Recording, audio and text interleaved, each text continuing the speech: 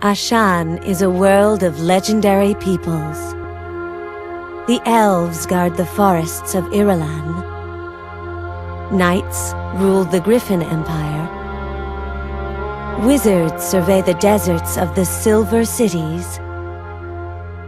And necromancers control the wastelands of Haresh.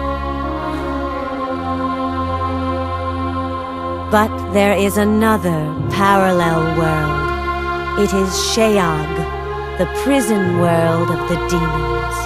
During certain lunar eclipses, known as blood moons, the walls of their prison weaken, and they burst forth, plunging Ashan into war. During the last Demon War, a powerful artifact was created. Called the Blade of Binding, it allowed its wielder to bind demons to his will. When it fell into the hands of a demon lord, it nearly turned the tide of the war in their favor. After the demons were vanquished, the blade was given to a handful of allies for safekeeping. These families of elven, human, and wizardly descent swore to guard it. But those who covet its power still dream of obtaining it.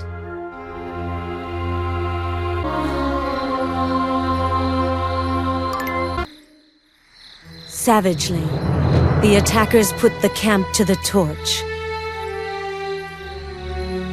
sparing no one, not even the children.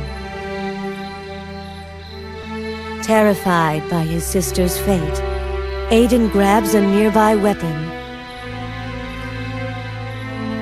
and crawls away from the fallen heroes who tried in vain to save them. Though Dalara's brave stand delays the enemy, it proves futile. And as she falls, a magical light escapes from her body and overwhelms Nadia.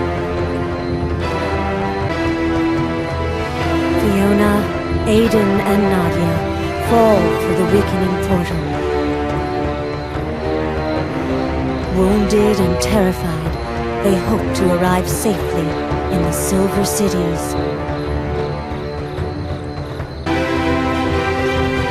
The demons finish their bloody work as Anwen crouches in hiding, containing her rage, waiting with a hunter's patience until the odds turn in her favor. Someone sent the demons to attack the camp. Someone powerful, someone who knew them, someone who does not yet have what he wants.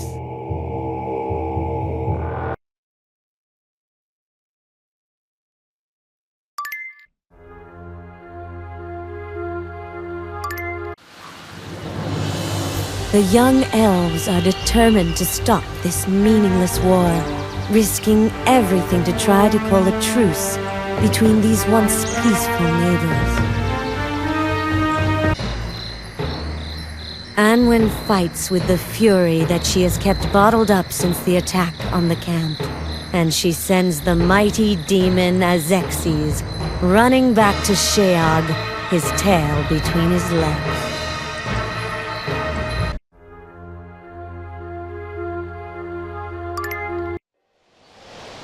Talengard, capital of the Empire, jewel of the realm. Godric has visited the city before, but never so alone, and never with so urgent a mission. And so, posing as Sir Thunderblade, Godric has emerged victorious. If he were not so consumed with worry, he would be overjoyed at receiving praise from the Emperor himself. With a wave of the rod, Carlyle is transformed, though not into what he desired. Inexperienced and arrogant, Count Carlyle is unable to control the rod's dark, ancient magic. It twists his body into a hideous lump that opens its maw wide to swallow the Emperor whole. With the thanks of the Emperor, Godric has seen his father's honor restored. He is also pleased to make friends with Prince Alexei, his future emperor. Yet, all the while, he thinks of the Silver Cities, as love and loyalty drive him to seek his lost siblings.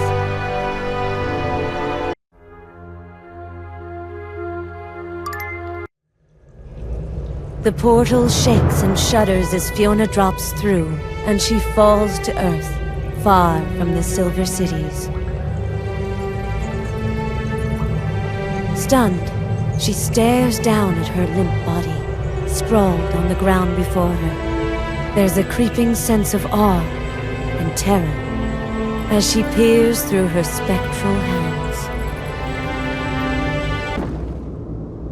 The mysterious wizard casts a mighty spell that rocks the foundations of Ludmilla's lair. Great chunks of rock rain down from the crumbling ceiling. The ground begins to crack. Fiona and Markal flee, their questions unanswered as Ludmilla limps behind.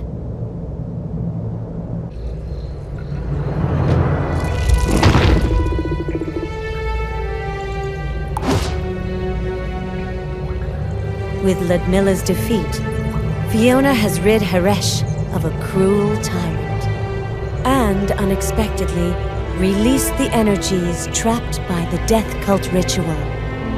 These life forces infuse and infiltrate her, and thanks to her own bravery, Fiona finds herself once more among the living.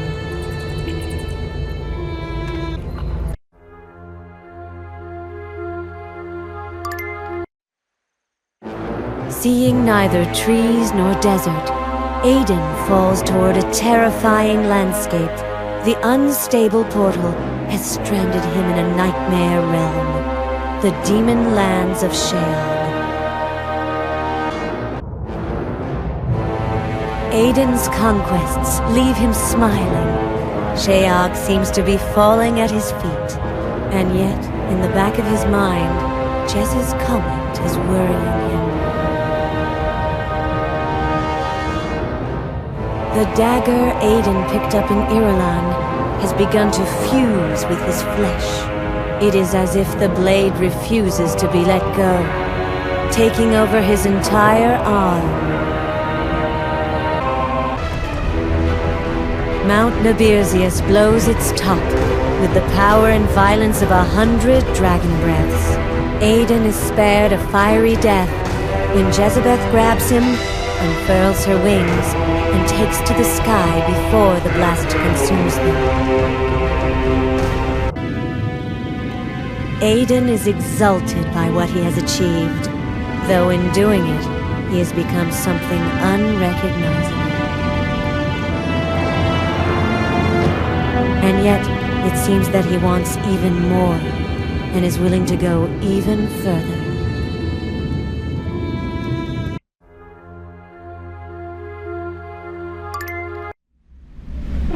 Seeking both answers and justice, the young heroes bring their forces to the Silver Cities. Anwen still hunts the Blade of Binding.